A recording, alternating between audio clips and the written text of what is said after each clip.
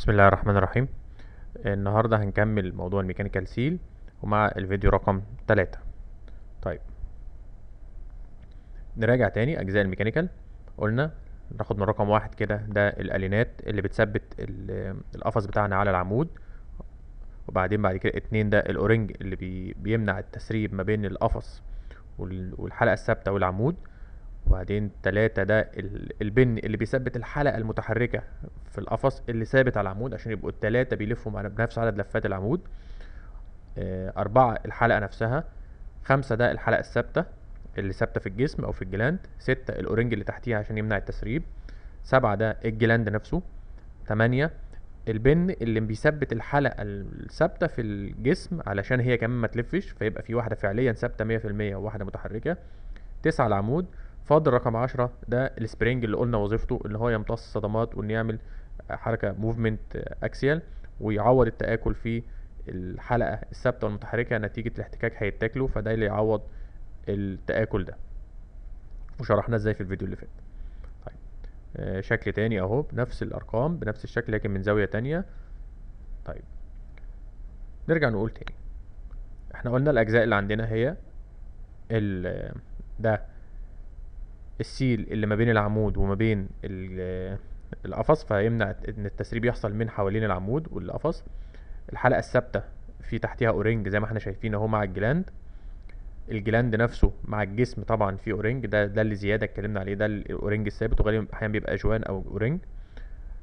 بعد كده الحلقة المتحركة والثابتة ده السطح التلامس ما بينهم، ودي نقطة تسريب. احنا كده بنقول على نقط التسريب اهو. التسريب جاي من هنا يملى المنطقة دي فيقف.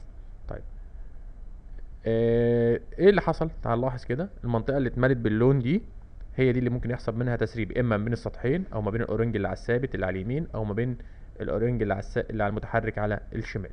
طيب، بيحصل تسريب كده كده من سطحين الميكانيكال سيل. ضروري غصب عني. طب ايه الموضوع؟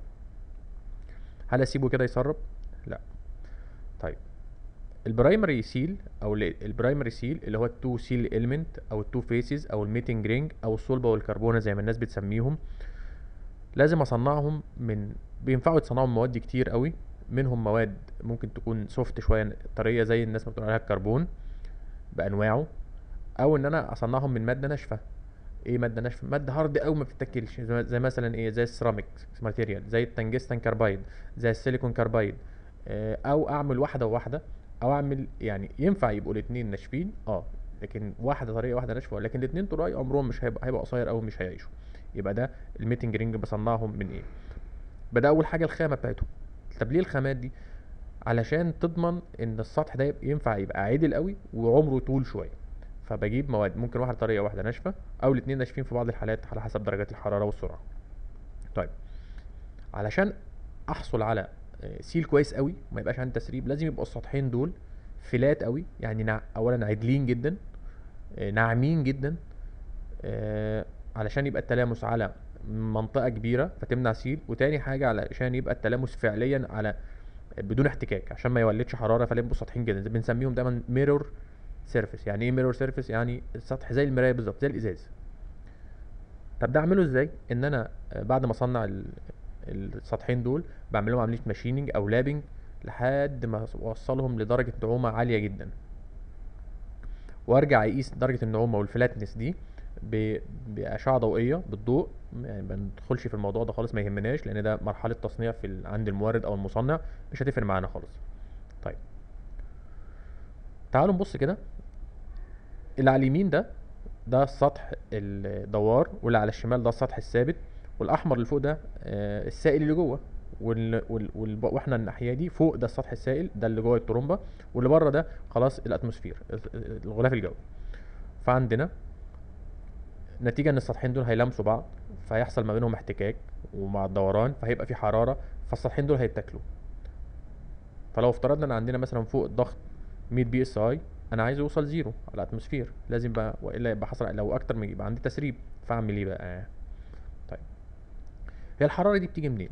الحراره دي بتيجي نتيجه قوه ضغط السبرينج عليهم الاثنين السطحين مع بعض، ونتيجه ان السطح ده احيانا كتير بيبقى فيه نتوءات انا مش هشوفها بالعين خالص، لكن بتبان تحت الميكروسكوب الالكتروني ان انا اكبر مثلا 100,000 مرة، فيقوم يلاقي عندي نتوءات جوه زي اللي احنا شايفينها دي، مش ممكن تشوفها بعينك او تلمسها بايدك كمان او تحسها، لكن موجودة. فالنتوءات دي بتعمل ايه؟ النتوءات دي كأنها سطح خشن بيحك في بعضه، فلما سطح خشن سطحين فيهم خشونة، فطبعا هتتولد حرارة ما بينهم، يبقى عندي التو فيسز الرفنس بتاعتهم. اول حاجة. تاني حاجة، في سائل قاعد حوالين الاتنين دول، السائل ده لو تقيل شويه والحلقتين دول في واحده فيهم مطلوب انها تلف جواه، ففي احتكاك ما بين السائل، طبقات السائل نتيجه الفيسكوست بتاعته، وما بين حلقه الدواره والقفص، فبناء عليه هيتولد حراره كمان. اهو السائل ده هيتولد حراره، ما هو بيحك في الحلقه اللي عايزه تدور. طيب اعمل ايه بقى؟ يبقى انا محتاج اعمل كولينج عشان يسحب الحراره اللي بتتولد في السطحين دول، بعد ما عملت لهم رفنس كويس جدا وخليت السيرفيس نفسه بتاعتهم ممتازه. طيب تعال نبص على الحلقتين اللي قدامنا اهو، الثابته والمتحركه، وادي الجلاند رابط على الثابته. نتيجه الاحتكاك هيتولد حراره. طب اعمل ايه في الحراره دي؟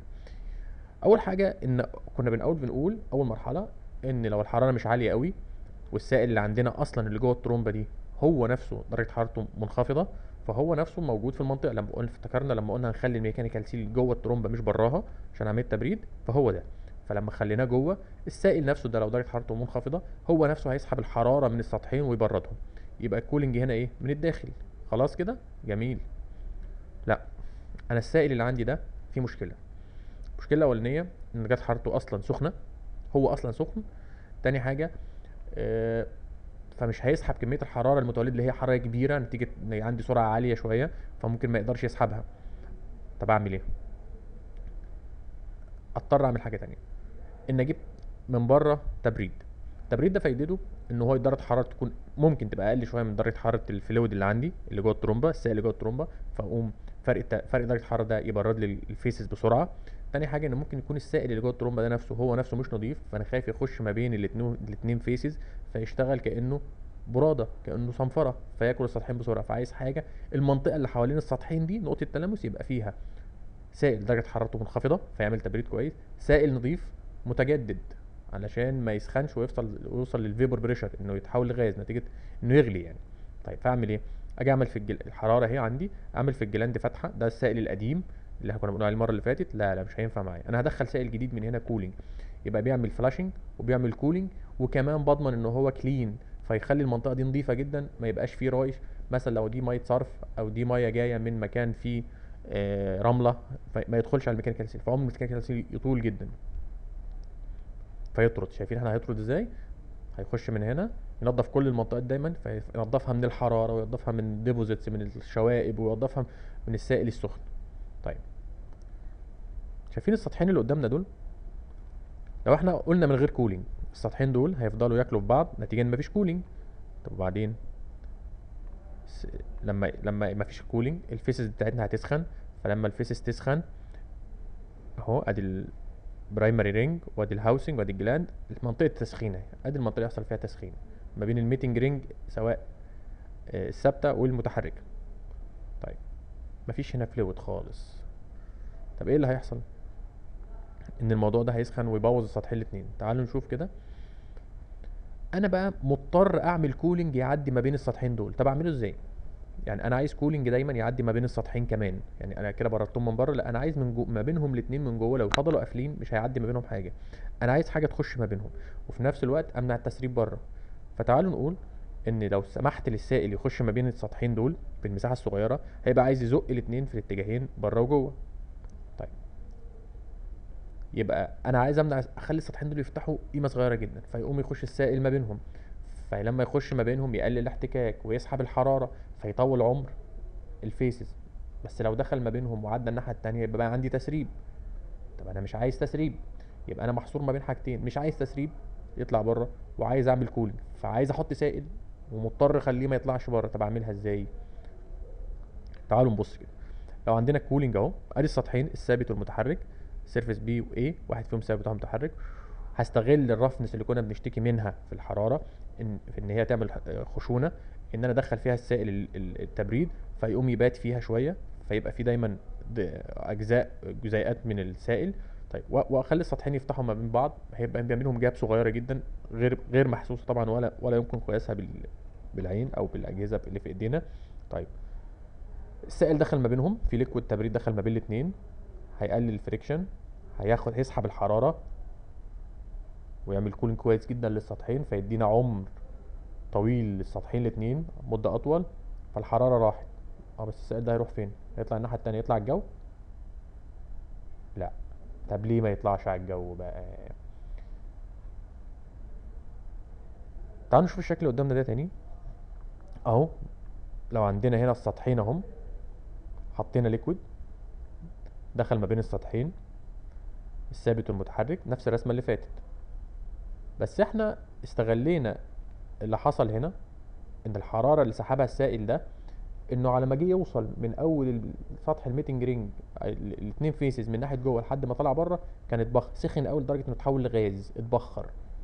ازاي يعني؟ انا بشوف بره في تليك، في تسريب، بس بيطلع على هيئه غاز بخار، مش شايفه. طب يحصل ازاي؟ ادي السطحين اللي شفناهم المره اللي فاتت، واحد ثابت وواحد متحرك، زي ما قلنا، اللي على اليمين ثابت واللي على الشمال متحرك، وما بينهم السائل اللي هو اللون الاحمر ده، اللي سائل جوه الترومبه اللي ممنوع يطلع. طب ايه الموضوع؟ هناخد على اليمين كده حاجه اسمها البريشر دروب. يعني ايه البريشر دروب؟ يعني الضغط اللي جوه الترومبه هيقل قد ايه على ما يطلع بره. فلو قلنا الضغط جوه الترومبه 100 بي اس اي، انا عايزه على ما يوصل للجزء ده يبقى 50 نص سيل، وبعدين على ما يوصل 3/4 يبقى 25، وبعدين على ما يطلع الجو عند الراجل اللي جاي يبص على الترومبه، المهندس او الفني اللي بيبص على الترومبه عشان يشوفها بتلاقي ولا لا، ما يشوفش حاجه، ما يطلعش عليه حاجه. يبقى انا ابتديت من 100 بي اس اي وطلعت لحد 0 بي اس اي، يعني الضغط جوه حاجه، فضلت اكسر في الضغط لحد ما الضغط بقى 0. طيب عملته ازاي؟ نحط على الناحيه الثانيه قصاد البريشر دروب بالظبط حاجه اسمها الفابورايزيشن، التبخر. تعالوا نبص كده. انا عندنا جوه هنا الاحمر ده الليكويد اللي جوه الترومبه، الليكويد 100%، مع شويه حراره واحتكاك وهو معدي ما بين السطحين، جزء من الليكويد اكتر، لكن في جزء اتحول لبخار من الحراره. على ما جه يقرب على 3/4 المسافه بقى البخار اكتر، لكن الليكويد اقل. على ما جه يطلع بره خالص بقى كله بخار. يبقى احنا ابتدينا بليكويد بسائل، وبعدين سائل ومع شويه بخار، وبعدين بخار ومع شويه سائل، وبعدين على ما جينا نطلع على بره عند الراجل اللي جاي يبص على الجلاند ما لقاش حاجه، لقى بخار. يبقى انا عملت ايه؟ استغليت حراره التبريد ان امنع، اخلي الليك كانه زيرو، اكنه زيرو. يبقى ده فكره ان الميكانيكال سيل بيسرب، بيسرب، بس انت بتشوفه؟ لا. تحس بيه؟ لا. تمام. ان شاء الله الفيديو جاي نكمل.